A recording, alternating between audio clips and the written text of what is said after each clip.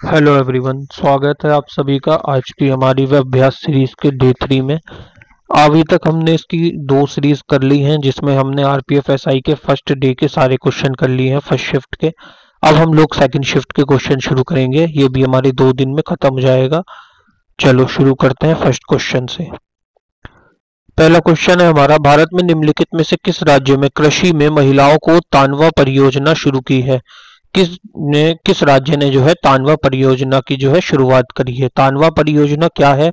ये जो है तमिलनाडु की एक योजना है, जिसमें कि तमिलनाडु की एक योजना है जो कि एग्रीकल्चर में वुमेन को जो है प्रोत्साहन या इंकरेजमेंट के लिए स्टार्ट करी गई है। ये कहाँ पे करी गई है? तमिलनाडु में। आइए इस योजना के बारे में कुछ जानते हैं। ये योजना जो है तमिलनाडु में स्टार्ट की है। पहले इसकी देखते हैं, तानवा, TANWA। तानवा क्या है? ये तमिलनाडु में तमिलनाडु वुमेन इन एग्रीकल्चर, ये एक परियोजना है। और एक मिनट, पेन की सेटिंग कर लें। और ये कब से जो है बिगन हुई थी, शुरू कब हुई थी ये योजना? इस योजना की शुरुआत हुई थी 1986 में। किस काम के लिए? इसका उद्देश्य क्या था? उद्देश्य क्या था इसका, या एम क्या था इस योजना का, इस प्रोजेक्ट का? एम ऑफ द प्रोजेक्ट, इस प्रोजेक्ट को जो शुरू करने का जो एम था, सबसे पहले था जो भी वुमेन जो हैं, वो जो भी एग्रीकल्चर की फील्ड में काम कर रही हैं, एग्रीकल्चर की फील्ड में जो भी वुमेन काम कर रही हैं, उनको प्रोत्साहन देने के लिए, इनकरेजमेंट के लिए, उनके इनकरेज करने के लिए, ताकि वो और ज्यादा मात्रा में जो है पार्टिसिपेशन करें एग्रीकल्चर की फील्ड में, जिससे उनकी जो है उत्पत्ति में ज्यादा फायदा होगा। जो भी क्रॉप्स वो लोग लगाएंगे और एग्रीकल्चर में फायदा होगा, एग्रीकल्चर की मार्केटिंग होगी। मार्केटिंग क्या होगी? उत्पादन में जो है बढ़ोतरी होगी। इसके लिए सरकार ने जो है, तमिलनाडु सरकार ने टोटल फाइनेंशियल अलाउंसेस जो ग्रांट करी हैं वो 3.21 करोड़ की हैं। 3 करोड़ 21 लाख रुपए जो है ये लोगों को इसमें, इस परियोजना के तहत जो है आवंटित किए गए हैं। एक मिनट। ये महिलाओं को कृषि उत्पादन और पारिवारिक आय बढ़ाने के लिए सक्रिय रूप से भाग लेने के लिए प्रेरित करती है। ठीक, तो ये मेनली किससे रिलेटेड है? वुमेन से रिलेटेड है, तानवा योजना। अब आपको ये बताना है कि तमिलनाडु के जो है सीएम कौन है और वहां के गवर्नर कौन है, ये आपको कमेंट में बताना है।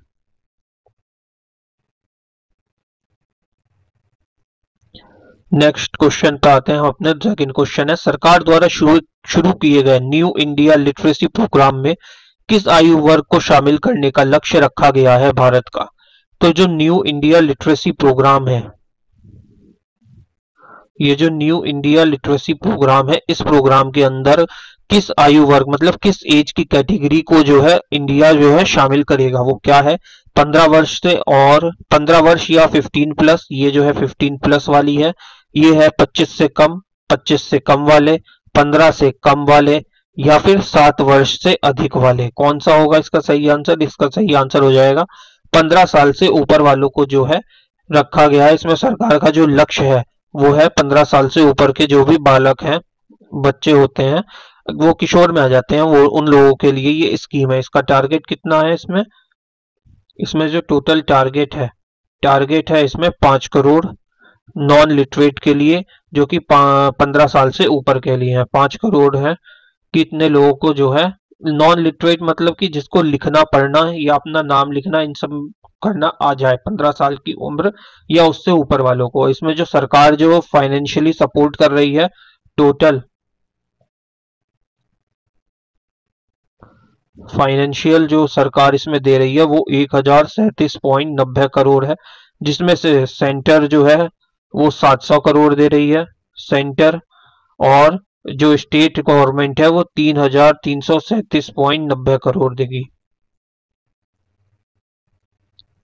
सेंटर का है ये सेंटर देगी, सेंटर गवर्नमेंट। और ये 3390 करोड़ जो है ये जो है स्टेट गवर्नमेंट देगी इसमें। इसका सही आंसर क्या हो जाएगा? ऑप्शन ए, 15 वर्ष और उससे अधिक वर्ष वालों के लिए ये जो है न्यू इंडिया लिटरेसी प्रोग्राम चलाया गया है। लिटरेसी मतलब वही कि जो जो 15 साल से ऊपर है वो पढ़े लिखे होने चाहिए, वो अपना नाम बोल सके, इंग्लिश में लिख सके, या फिर इंग्लिश में, या और फिर जो भी उनकी लोकल लैंग्वेज है उसमें वो अपना नाम लिख सके, बोल सके, पढ़ सके। इतना बेसिक सा रहता है इसमें। चलो नेक्स्ट क्वेश्चन देखते हैं। निम्नलिखित में से कौन सा अरुणाचल प्रदेश में आदि समुदाय का सामाजिक धार्मिक त्योहार है? कौन सा त्योहार है जो आदि समुदाय, वहां की आदि ट्राइब के द्वारा जो है मनाया जाता है? बोहंग बिहू, सोलुंग उत्सव, छठ पूजा या राजगीर नृत्य उत्सव? तो देखो इसके ऑप्शन से ही पता चल रहा है। देखो बिहू कहाँ का है? बिहू कहाँ का फेस्टिवल है? बिहू असम का है, तो बोहंग बिहू भी कहाँ का होगा? असम का होगा। छठ पूजा, आज ये देखो सबको पता ही है छठ पूजा कहाँ होती है, हमारे बिहार में की जाती है, छठ पूजा होती है बिहार में। ऐसे ही राजगीर भी कहाँ पे है? राजगीर नृत्य उत्सव, राजगीर एक जो है वहां पे वो पड़ता है, एक जगह है बिहार के अंदर ही, ये जो है बिहार में पड़ता है राजगीर, तो ये भी बिहार का ही हो गया। बस ये पता होना चाहिए, बस थोड़ी सी चीज। हाँ माना ये राजगीर वाला, लेकिन तो भी ये पता होगा मोस्टली लोगों को, क्योंकि रेलवे का फॉर्म भरने वाले ज्यादातर जो होते हैं ईस्ट यूपी के, बिहार झारखंड और बंगाल वगैरह के होंगे, तो ये राजगीर जो होता है ये तो पता होता है राजगीर कि ये बिहार का है। तो इसमें कौन सा बचा जो कि अरुणाचल प्रदेश का है, आदि समुदाय द्वारा द्वारा किया जाता है? ये है सोलुंग फेस्टिवल। कौन सा फेस्टिवल है? इसका नाम है सोलुंग फेस्टिवल। ये कहाँ पे मनाया जाता है? अरुणाचल प्रदेश में मनाया जाता है। कब मनाया जाता है ये? सितंबर के महीने में मनाया जाता है। कब मनाया जाता है ये? सितंबर के महीने में। कब से कब तक? 1 से 3 सितंबर तक ये मनाया जाता है। और ये किस बेस्ड पे है? ये भी एग्रीकल्चर के बेस्ड पे है, एग्रीकल्चर के बेस पे है ये, मतलब कृषि से रिलेटेड है। जब भी फसल लगाते हैं तब ये लोग मनाते हैं। ये लोग जो है सामाजिक और धार्मिक विशेषताओं को ये त्योहार जो है दर्शाता है। यहाँ के लोगों की जो है सामाजिक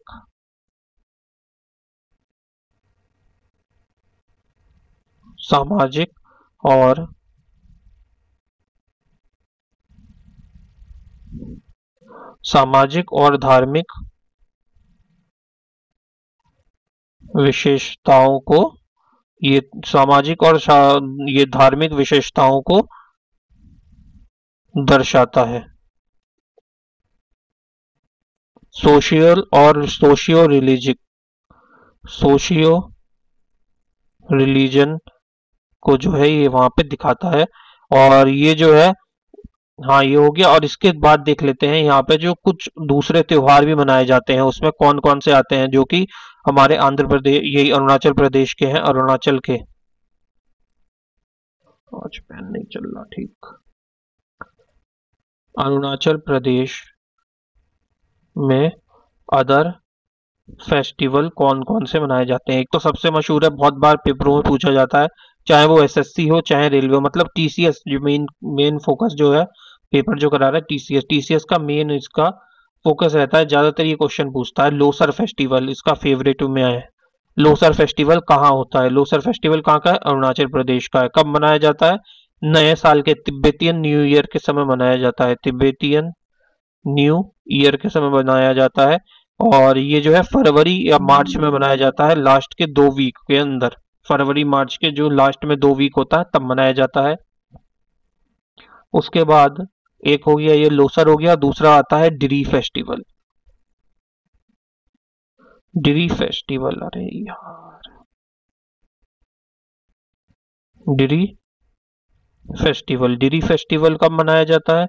ये जो मनाया जाता है, एक तो अपातनी अपातनी ट्राइब के द्वारा, अपातनी जनजाति मनाती हैं।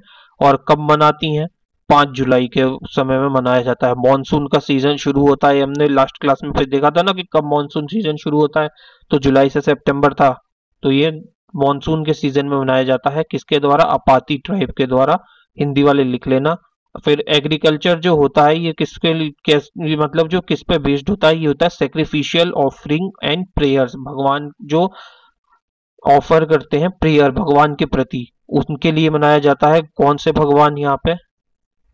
ये कौन से गॉड हैं जिनके लिए ये फेस्टिवल होता है, ट्री फेस्टिवल? ये है तामू, मेती, दानी, तामू, मेती, दानी और हरियंग।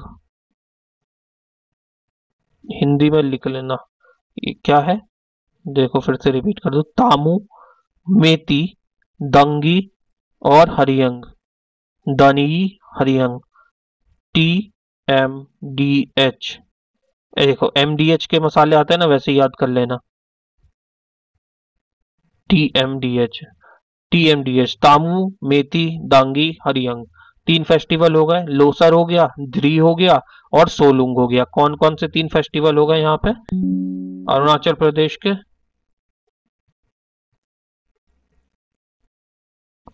अरुणाचल के 3 फेस्टिवल हो गए।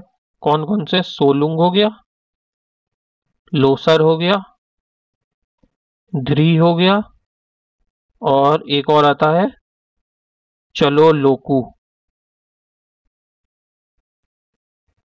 ये होगा 4 फेस्टिवल। अरुणाचल प्रदेश के कौन से? SLDC, SLDC, ये 4 फेस्टिवल हो गए। SLDC अरुणाचल, अरुणाचल को जो है SLDC में एडमिशन मिला है। अरुणाचल को SLDC में एडमिशन मिला है। SL से SLDC मतलब सोलर, ये सोलुंग हो गया। L से हो गया लोसार, D से ड्री हो गया और C से हो गया चालो लोकू। चालो लोकू जो है ये वाला फेस्टिवल, चालू लोकू जो फेस्टिवल है ये कब मनाया जाता है? ये अक्टूबर नवंबर के महीने में मनाया जाता है। 3 दिन तक, 3 डेज का फेस्टिवल होता है ये, ठीक। नेक्स्ट क्वेश्चन पे आते हैं हमारे। Which of the following tropical deciduous forest की एक इसमें से कौन सी विशेषताएं हैं? ट्रॉपिकल डेसिडियस फॉरेस्ट मतलब वो फॉरेस्ट होता है जो कि हर समय मॉनसून, मतलब हर समय इस पे नहीं, मतलब ट्रॉपिकल डेसिडियस जो मेनली होता है ये वो वाला फॉरेस्ट होता है जहाँ पे पतझड़ भी होता है, 6 महीने पतझड़ रहता है और 6 महीने इस पर पत्ते रहते हैं। मतलब इसको दूसरा नाम में मॉनसून फॉरेस्ट भी कहते हैं। तो इसका देख लो ऑन, इसका क्या होगा? विरल वनस्पति मतलब स्पेयर वेजिटेशन होता है। पेड़ों की पत्तियां मौसम के अनुसार गिरती हैं। बड़े पत्ते वाले वृक्ष होते हैं। या फिर वर्षा भर संघन छत्र छाया मतलब डेंस कैनोपी रहती है पूरे साल। इसका सही आंसर क्या हो जाएगा? ये जो होता है ये पेड़ों की पत्तियां मौसम के अनुसार गिरती हैं, क्योंकि ये 6 महीने जो है इसमें मानसून रहता है और 6 महीने यहाँ पे पतझड़ रहता है। 6 महीने यहाँ पे पत्ते रहते हैं और 6 महीने यहाँ पे पत्ते नहीं होते हैं। कब होता है ये? अकर होता है कब? ये किस रीजन्स में होता है? वहां होता है जहां पे rainfall,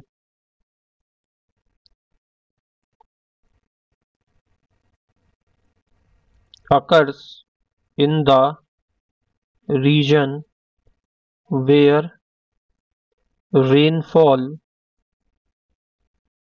occur in the region where rainfall is in good amount for half year, आधे साल के लिए अच्छी बारिश होती है जहां पे, एंड एक्सपीरियंस करता है dry climate for another half year. आधे साल तो वहां पे गुड अमाउंट में, अच्छी अमाउंट में रेनफॉल हो रही है और बचा हुआ जो आधा साल है, रिमेनिंग हाफ ईयर जो है, रिमेनिंग वाला जो रिमेनिंग हाफ ईयर है वो ड्राई रहता है, ठीक। वहां पे होता है, वहां पे जो है ट्रॉपिकल डेसिडियस फॉरेस्ट होते हैं। अब ये देख लेते हैं कहाँ कहाँ होते हैं। ये होते हैं मध्य प्रदेश में, उत्तर प्रदेश में, उड़ीसा में, छत्तीसगढ़ में, झारखंड में और कुछ पार्ट में महाराष्ट्र के। यहाँ पे जो है बारिश भी रहती है सीजनल और यहाँ पे पतझड़ भी होता है, दोनों चीज रहती है ना, ठीक। अब आते हैं नेक्स्ट क्वेश्चन की तरफ। शेरछिप जो है जिसने 2011 की जनगणना में सबसे अधिक संरक्षण दर से निम्नलिखित संरक्षण दर्ज साक्षरता जो है दर्ज की थी, वो किस राज्य का एक जिला है? मतलब मैक्सिमम लिटरेसी रेट जहां पे थी ये सिरछेप जो है कौन से स्टेट का जो है एक डिस्ट्रिक्ट आता है? केरल, आंध्रा, राजस्थान या मिजोरम?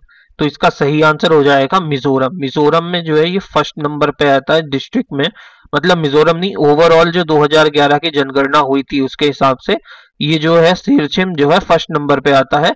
और इसमें कितनी लिटरेसी रेट है यहाँ पे देखते हैं सिरछिम में, SERCHIP शेरछिप, यही है शेरछिप।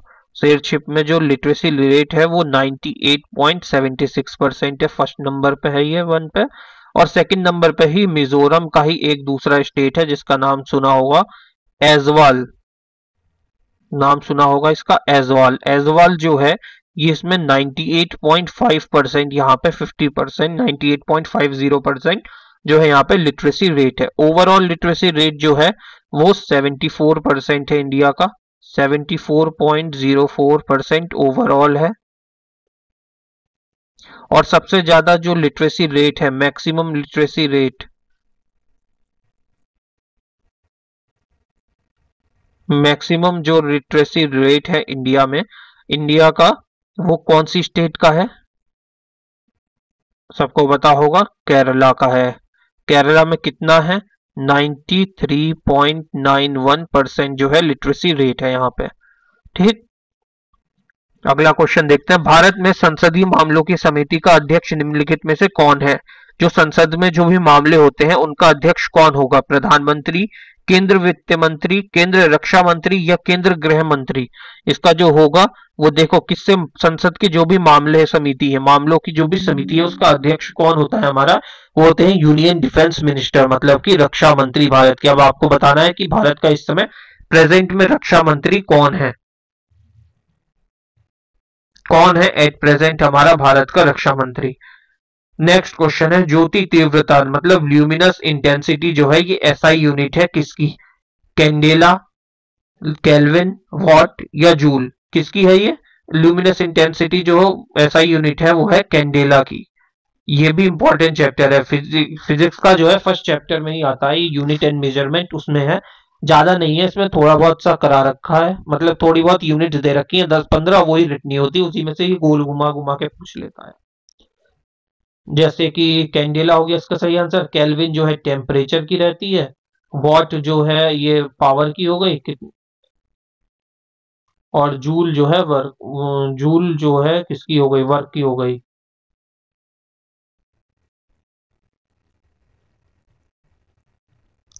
निम्नलिखित में से राष्ट्रीय नेताओं में से किसने वर्ष 1939 में फॉरवर्ड ब्लॉक की स्थापना करी थी? ये तो बहुत इजी क्वेश्चन है।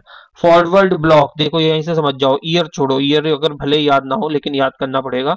फॉरवर्ड ब्लॉक की स्थापना किसने करी थी? ये एक ही थे हमारे सुभाष चंद्र बोस जी, जिन्होंने करी थी फॉरवर्ड ब्लॉक की स्थापना 1939 में करी थी। इनकी एक बुक भी आई थी, बुक का नाम क्या था सुभाष चंद्र जी की?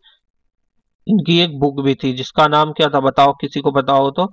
इसका नाम था द इंडियन स्ट्रगल।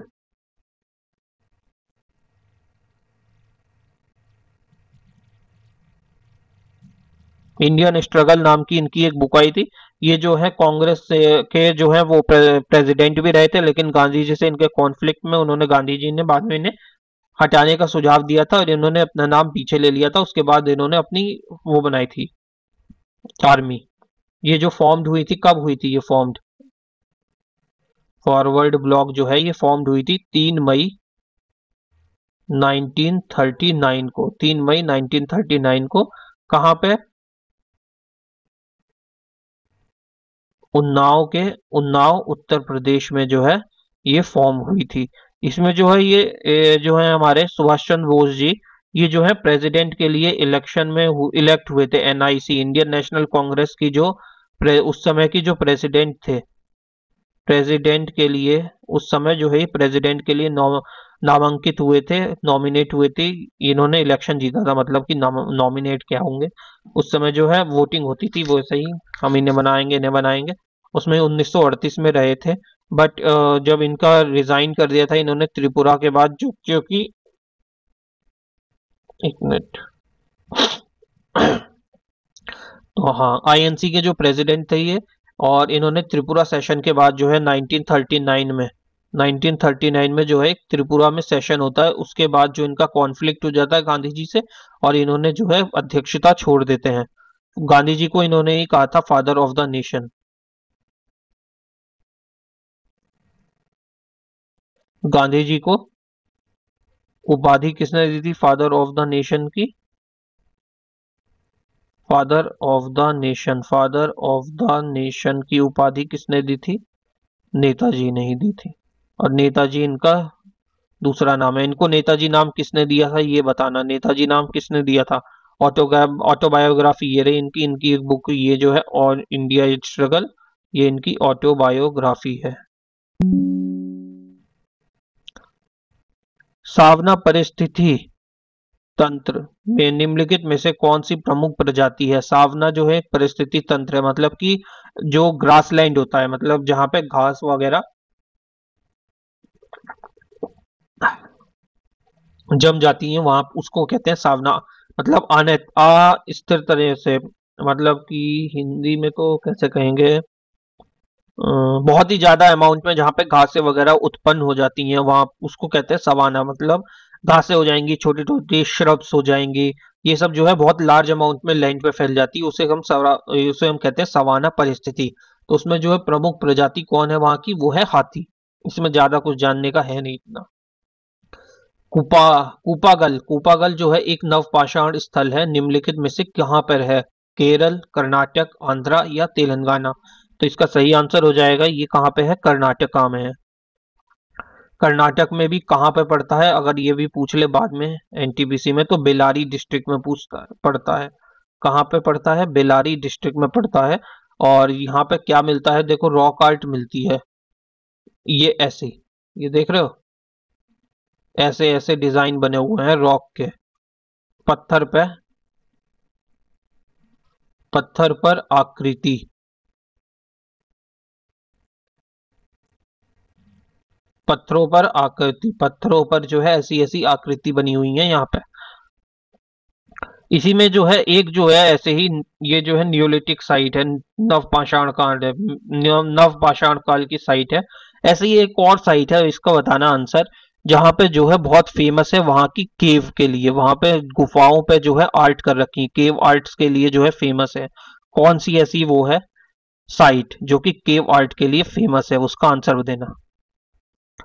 भारतीय संविधान के अनुसार किस भारतीय व्यक्ति के लिए निवास की न्यूनतम अवधि कितनी होनी चाहिए? क्या वंश भारतीय नागरिक के रूप में पंजीकरण के लिए पात्र है? कितने वर्ष होनी चाहिए? इसका सही आंसर बताओ। 5 साल, 7 साल, 2 साल या 10 साल? भारतीय संविधान के अनुसार भारतीय व्यक्तियों के लिए निवासी की न्यूनतम अवधि कितनी होनी चाहिए?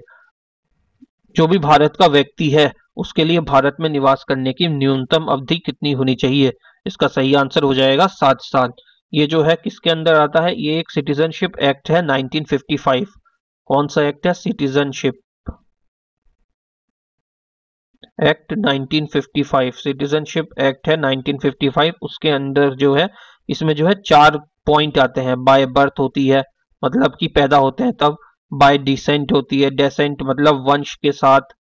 और उसके बाद होती है, तीसरा हो गया पंजीकरण के द्वारा कर सकते हैं हम, बाय रजिस्ट्रेशन, पंजीकरण, पंजीर नहीं खानी है, पंजीकरण है, पंजीकरण, पंजीकरण के द्वारा कर सकते हैं। और चौथा हो जाता है हमारा प्राकृतिक, नेचुरली, जो हम इंडिया में पैदा होते हैं, हम सबने ली थोड़ी है नागरिकता, हमें तो मिली है ना। प्राकृतिककरण, नेचुरली, ये होते हैं हमारे चार तरीके से हमें जो नागरिकता मिलती है। इसमें से सही आंसर क्या हो जाएगा? हमारा हो जाएगा 7 साल। इस पर एक शॉर्ट बना के डालेंगे अभी के लिए, देखो इधर ही। पहले तो हो गई, सबसे पहले बाय बर्थ रहती है, जन्म के साथ नागरिकता जो मिलती है। अगर कोई व्यक्ति भारत के बाहर या भारतीय माता पिता के घर में जन्मा है और वह भारतीय नागरिकता का दावा कर सकता है, ये होता है इससे वंश के साथ। बाय बर्थ मतलब हम लोगों को कैसे मिली है? हम लोगों ने कोई रजिस्ट्रेशन या कुछ करा थोड़ी, हमें तो बाय बर्थ है ना। ऐसे ही आ जाता है वंश में। वंश में जो कि कोई भी इंसान अगर इंडिया के बाहर पैदा हुआ है, व्यक्ति भारत के बाहर भारतीय माता पिता, अगर उसके माता पिता, माँ या पिता, माता पिता अगर वो भारतीय हैं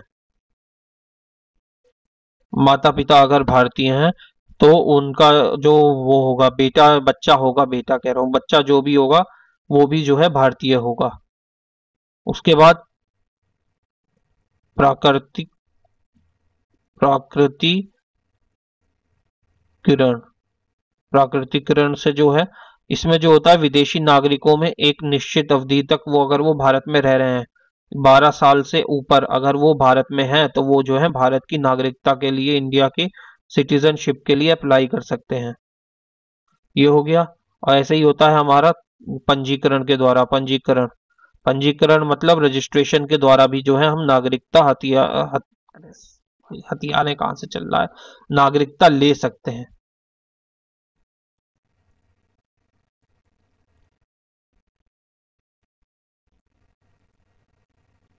पंजीकरण के द्वारा भी, अगर उसमें भी पंजीकरण में ही जो है ये दे रखा है कि 7 साल तुम्हें इंडिया का होना है, भारतीय मूल के लोगों पर है, लागू होती है। जो दूसरे देशों से पलायन करके आए हैं उन्हें भी भारत में 7 साल रहना होगा।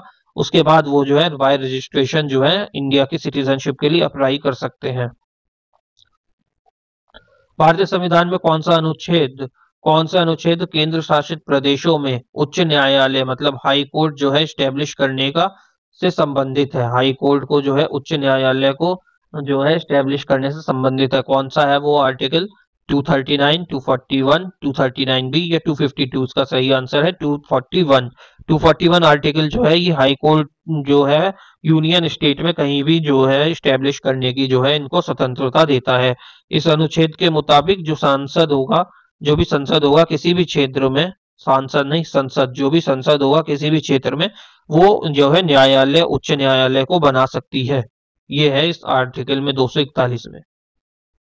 पेरिस ओलंपिक 2024 में रजत पदक थैलासीमिति मुगे मु अरे भाई साहब, थैलासिटी मुगेर मुरुगेसन थैलासिटी थूलासिमिति मुरुगेसन किससे संबंधित हैं? निशानेबाजी, तीरंदाजी, एथलेटिक या बैडमिंटन? तो ये किससे संबंधित है? बैडमिंटन से। पैरा ओलंपिक में इस बार जो है रिकॉर्ड टूट गए पिछली बार के। 2020 के पैरा ओलंपिक के इतने मेडल आए इंडिया के।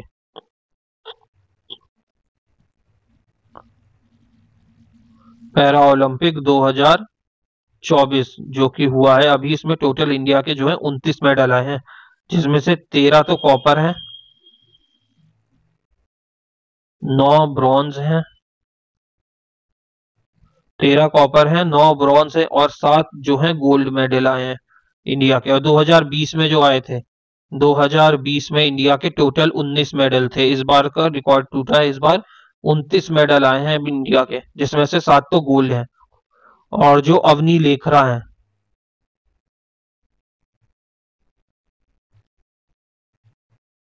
अवनी लेखरा जो है इन्होंने 2 गोल्ड जीत कर इतिहास रचा है। 2 गोल्ड को तो इन्हीं के नाम है।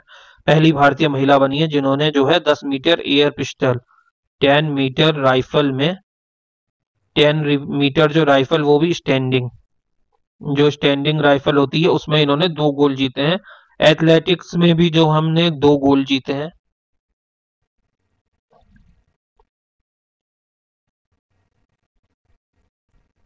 एक मिनट,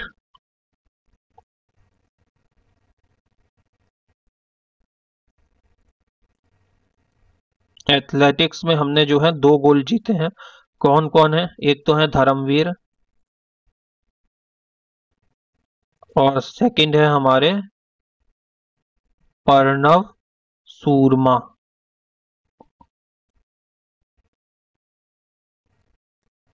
राइटिंग पे मत जाना।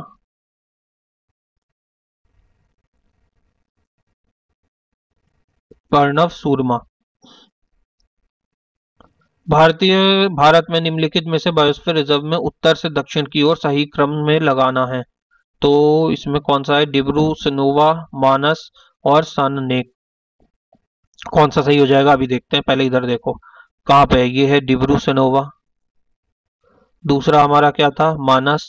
ये है मानस। और तीसरा क्या था हमारा? नौरेक, नौकरेक, नौकरेक। ये तीनों हैं। देख रहे हो कैसे है लाइन से? पहले ये है, ये देखो नंबरिंग भी पड़ी हुई है यहाँ पे, 7, 8 और ये ऐसे करके नंबरिंग पड़ी हुई है सबकी अलग अलग। तो इसका सही आंसर क्या हो जाएगा? डिब्रू सनोवा, मानस और नोकरेक। 1 2 3 गो। ये कहाँ पे है डिब्रू? ये असम में है। कब बना था ये? 1997 में। मानस, मानस कहाँ पे है? असम में है। ये कब बना था? 1989 में। नोकरेक कहाँ पर है? मेघालय में है। ये कब बना था? 1988 में। सबसे अधिक शोषित पालतू और वाणिज्यिक गैर सहतूती रेशम कीट में से एक एरी के रेशम कीट होता है। एरी, इसका वैज्ञानिक नाम क्या है? इसका वैज्ञानिक नाम, सही आंसर हो जाएगा हमारा फिलोसीमा रैकिनी। क्या नाम है इसका? फिलोसीमा रैकिनी। ये जो है एक गैर शहतूती रेशम कीट है। इसकी उत्पत्ति जो है, कौन सा है ये? गैर शहतूती रेशम कीट है। इसकी उत्पत्ति कहाँ पे होती है? ब्रह्मपुत्रा, ब्रह्मपुत्रा घाटी। कहाँ से ये उत्पत्ति होती है इसकी? उत्पत्ति, इसकी उत्पत्ति कहाँ से होती है? ब्रह्मपुत्रा घाटी से होती है इसकी उत्पत्ति। क्या नाम है इसका? फिलोसिमा रेसिनी, रेकिनी। भारत का पहला कृषितम उपग्रह भारतीय डैश, भारतीय राष्ट्रीय अनुसंधान संगठन द्वारा अंतरिक्ष में लॉन्च किया गया था। कौन सा था वो? उसका सही आंसर हो जाएगा आर्यभट्ट। आर्यभट्ट था जो कि लॉन्च किया गया था। कब? आर्यभट्ट कब लॉन्च किया गया था? 1975 में, 1975 में इसको जो है लॉन्च किया गया था। 1975 में इसको लॉन्च किया गया था। किससे लॉन्च किया था? लॉन्च हुआ था ये Soviet Cosmos, KOSMOS Cosmos, Soviet Cosmos 3M rocket से। एक स्लाइड लेते हैं। 3M रॉकेट से जो है ये लॉन्च हुआ था। कब? 19 अप्रैल 1975 को लॉन्च किया गया था। कैपुस्टीन यार से, कैपुस्टीन यार से, एट कैपुस्टीन यार से जो है इसे लॉन्च किया गया था। कौन से लॉन्च व्हीकल से? लॉन्च व्हीकल कौन सा था? सोवियत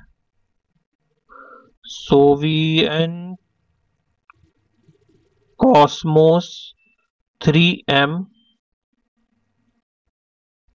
रॉकेट से जो है इसको लॉन्च किया गया था। इससे ही देखते हैं इसरो कब बना था। इसरो, मैंने कल के क्वेश्चन में था कि इसरो की पिछली जो सेकंड हमारी सीरीज का था उसमें था कि इसरो कब इस्टेब्लिश हुआ था, उस पर क्वेश्चन था। इसमें देखो आर्यभट्ट से रिलेटेड आ गया। साइंस एंड टेक से क्वेश्चन आ रहे हैं। मैंने स्ट्रेटेजी वाली वीडियो में ही बताया। स्ट्रेटेजी वाली वीडियो जिसने नहीं देखी है वो जाके देख लेना। इसका इस्टेब्लिश कब हुआ था? 15 अगस्त 1969 को हुआ था। किसके द्वारा किया गया था? विक्रम साराभाई। ये भी क्वेश्चन मैंने कल सेकंड सीरीज में कराया था। विक्रम साराभाई ने करा था इसको इस्टेब्लिश। इसका हेडक्वार्टर कहाँ पे है? हेडक्वार्टर इसका पड़ता है बेंगलुरु में। ठीक, और इस समय इसके चेयरमैन कौन है ये बताना। चेयरमैन कौन है इस समय ये बताना है। किस शहर को स्मार्ट सिटी इंडिया अवार्ड 2020 जीता है? कौन सी सिटी ने जो है स्मार्ट सिटी इंडिया अवार्ड 2020 जीता है? 2020 का पूछा है, अभी का नहीं। 2020 में जीता था इसे सूरत में। अभी प्रेजेंट में जो है वो इंदौर ने जीत रखा है 2024 में। अभी इंदौर तो शायद कॉन्स्टेबली कितने 2-3 सालों से जीत रहा है। इंदौर ही फर्स्ट पे आ रहा है स्मार्ट सिटीज में, और सबसे क्लीन सिटी में पुणे आता है। मृदा स्वास्थ्य कार्ड योजना में निम्नलिखित सभी शामिल हैं सिवाय कौन सा इसमें से नहीं है? निष्पेक्ष प्रथाओं में पोषण तत्वों की कमी को दूर करने के लिए एक आधार प्रदान करना, मृदा परीक्षण प्रयोगशाला की कार्य प्रणाली का विकास और सुदृढ़ीकरण, किसानों की आय दुगनी करना, पोषण तत्व प्रबंधन प्रथाओं और उर्वरकों के संतुलन उपयोग को बढ़ावा देना। इसका सही आंसर क्या हो जाएगा? कृषि वाले में इसमें जो है देखो, मृदा मिट्टी से रिलेटेड है, तो इसमें किसानों की आय को दुगना करना तो इसमें होगा नहीं, यही इसका गलत हो जाएगा। ये तीनों चीज होंगी इसके, निष्पेक्ष निषेचन प्रथाओं का, पोषण तत्वों की कमी को दूर करना, उसको मृदा परीक्षण प्रयोगशाला के कार्य प्रणाली का विकास और संदीकरण भी होगा, और पोषण तत्व प्रबंधन प्रथाओं और उर्वरकों से संतुलित उपयोगों को बढ़ावा देना। ये सभी इसका हो जाएगा, इंपॉर्टेंट है ये सब।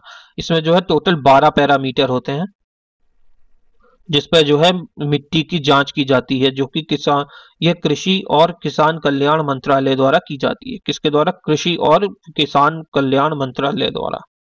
अगला क्वेश्चन आता है हमारा, international system of SI unit. SI unit बतानी है। जो एसआई यूनिट, एसआई में किस भौतिक कारक का मान जो है 6.62607015 इंटू 10⁻⁻34 10⁻34 जूल हर्ट्स है? किसका है? ये याद करना पड़ेगा। ये तो है प्लैंक कांस्टेंट का। ये सीधे सीधे क्वेश्चन पूछता है ऐसे। ये इसका सही आंसर क्या हो जाएगा? Planck constant. इससे रिलेटेड भी एक वीडियो बना देंगे जिसमें फिजिक्स की जो है बेसिक बेसिक से चीजें करा दूंगा उसमें मैं। अभिनव भारत मंदिर, यंग इंडिया सोसाइटी की स्थापना उनके भाई के डैश और उनके भाई ने गुप्त रूप से की थी भारतीय स्वतंत्रता संग्राम के दौरान। आपने पिक्चर देखी होगी, भले ना देखी हो, मतलब आई थी, अच्छी खासी मूवी थी, अभी रणदीप हुड्डा की आई थी कुछ दिन पहले, सावरकर, वो देखना। इसका सही आंसर क्या हो जाएगा? क्यों कहा मैंने? क्योंकि इसका सही आंसर होगा विनायक दामोदर सावरकर। इन्होंने जो है, इन्होंने और इनके भाई गणेश सावरकर ने, दोनों ने मिलकर 1903 में जो है इसकी स्थापना करी थी, गुप्त सोसाइटी की, यंग इंडिया सोसाइटी, जो कि गुप्त रूप से करी थी।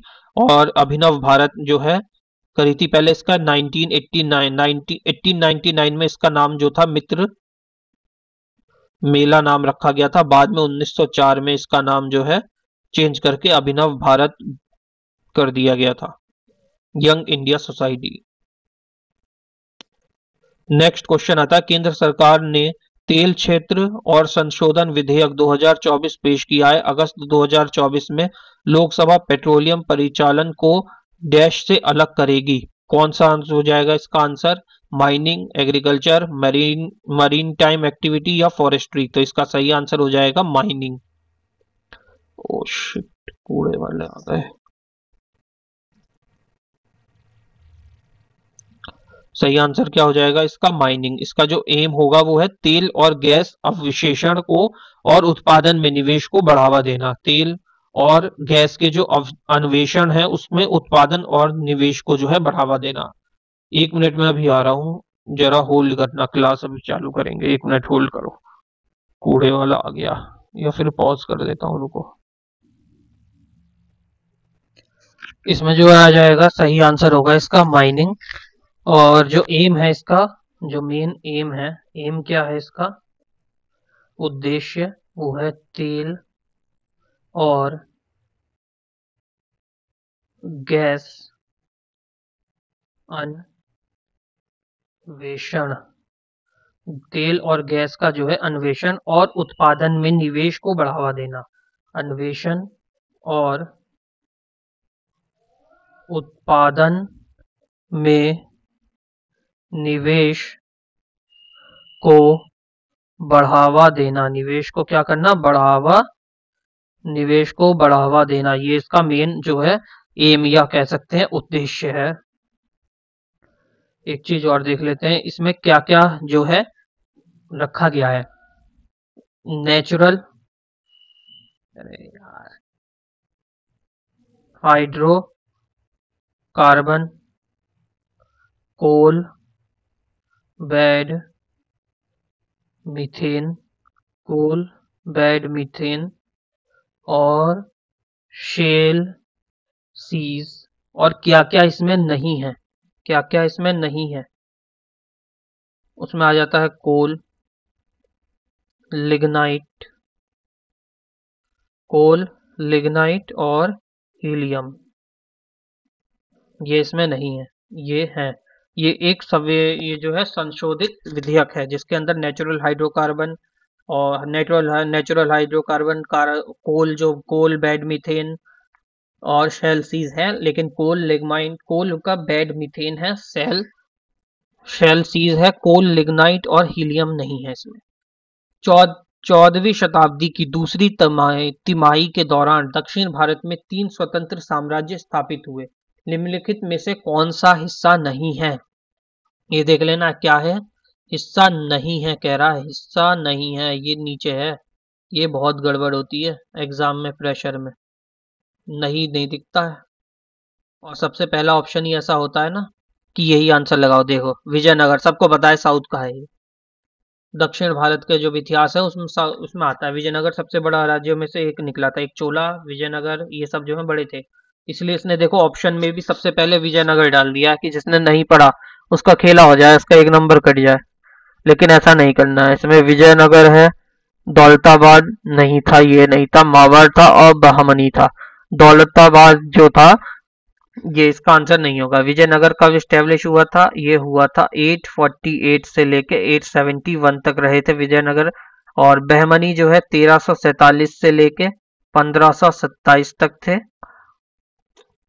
और ये माबार, माबार जो है ये किसने किया था? ये किसने किया था स्टेब्लिश? ये किया था जलाल अल दिन, जलाल अल दिन एहसन शाह ने। कहाँ पे? मदुरई में स्टैब्लिश किया था इसको। निम्नलिखित में से कौन उच्च परिवहन प्रबंधन प्रणाली का एक नया परिचय था? अक्टूबर 2023 में अपग्रेड किया गया। आर इसका आंसर हो जाएगा रैपिड है, विदिश है, TMCS है, VSDS है। इसका सही आंसर क्या हो जाएगा? विदिश।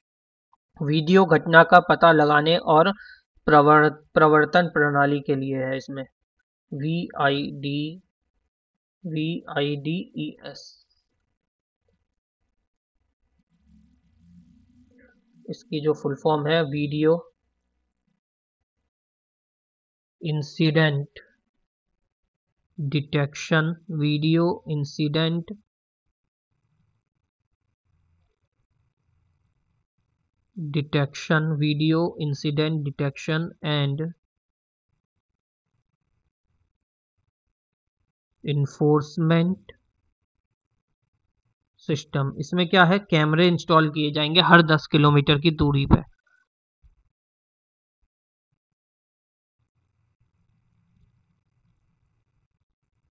कैमरा इंस्टॉल होंगे हर 10 किलोमीटर की दूरी पर, जो कि ध्यान देंगे कि कोई पैदल यात्री क्रॉस तो नहीं कर रहा है, किसी ने सीट बेल्ट बांधी है कि नहीं, कोई एनिमल तो रोड पे नहीं है, जानवर, या फिर ट्रिपल राइड तो नहीं हो रही, ट्रिपलिंग तो नहीं कर रहा है कोई, किसी ने सीट बेल्ट तो नहीं लगाई है ये भी देखेगा, हेलमेट है कि नहीं ये भी देखेगा, कोई गलत लेन में तो नहीं चल रहा है, मतलब है वो सिंगल लेन, उसमें दूसरी साइड से नेता बने आ रहे हैं बिल्कुल ही गुंडे ही करते हुए, तो वो भी नहीं कर सकते हैं।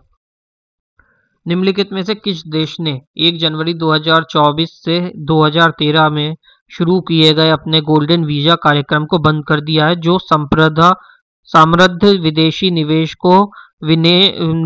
को निवास परमिट की पेशकश करता था? अरे आज इतनी हिंदी ना हो पाती हमसे, ये कैसा हो गई हिंदी बे। निम्नलिखित में से किस देश ने 1 जनवरी 2024 से 2023 में शुरू किए गए अपने गोल्डन वीजा कार्यक्रम को बंद कर दिया, जो कि समृद्ध विदेशी मतलब कि गोल्डन वीजा के समय गोल्डन वीजा निवेश को जो है गोल्डन वीजा निवेशकों को विनाश परमिट की पेशकश था।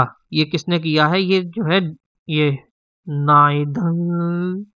नीदरलैंड ने किया है। नीदरलैंड कहाँ है? डच कब आए थे इंडिया में ये बताना, और कब गए थे डच ये भी बताना कमेंट में। इसमें क्या होता है, ये जो है गोल्डन वीजा का है बेसिकली। बेसिकली क्या है ये गोल्डन वीजा होता है जो कि बंद कर दिया है नीदरलैंड ने।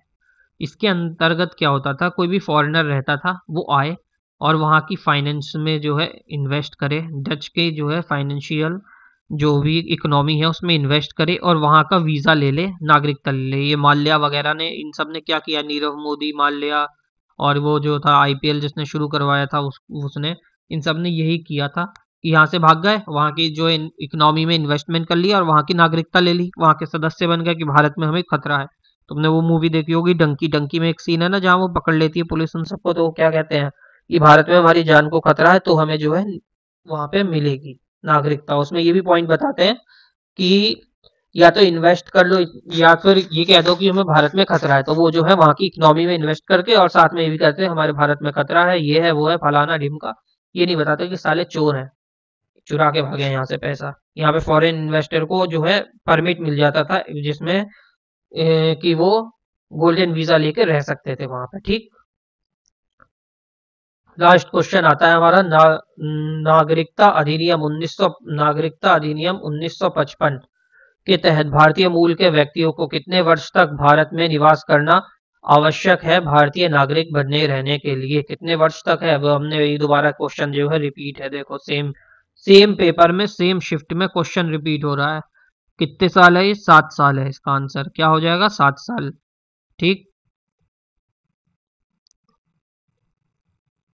ठीक है, ठीक है, तो फिर थैंक यू। देख लिया हो तो लाइक करना, और लाइक कर दिया है तो सब्सक्राइब भी करना। कमेंट में कुछ पूछना हो या कोई सजेशन हो तो जरूर देना। कमेंट जो है इम्पोर्टेंट है और कंपलसरी है। कोई तो कमेंट कर दिया करो। एक भाई ने कर रखा था, उसका मैंने रिप्लाई दिया, देखो उसे बुक वगैरह का पूछा था उसने, उसको मैंने बताया, उसको मैंने पीडीएफ भी दे दी है, मतलब दूंगा। वो दोबारा कांटेक्ट जब करेगा उसको पीडीएफ दूंगा मैं, स्टैटिक वगैरह की जो भी उसे चाहिए होगा। तो जैसे भी कमेंट कर देना चाहिए होगी कुछ पीडीएफ वगैरह इसकी, तो मैं इसकी पीडीएफ भी बना दिया करूंगा। ठीक, चलो मिलते हैं नेक्स्ट क्लास में। ये हो गई हमारी सीरीज खत्म, थर्ड की भी सीरीज हमने पूरी कर ली है, अभ्यास सीरीज। ठीक है, मिलते हैं नेक्स्ट क्लास में। ओके, तब तक के लिए बाय बाय, जय श्री राम।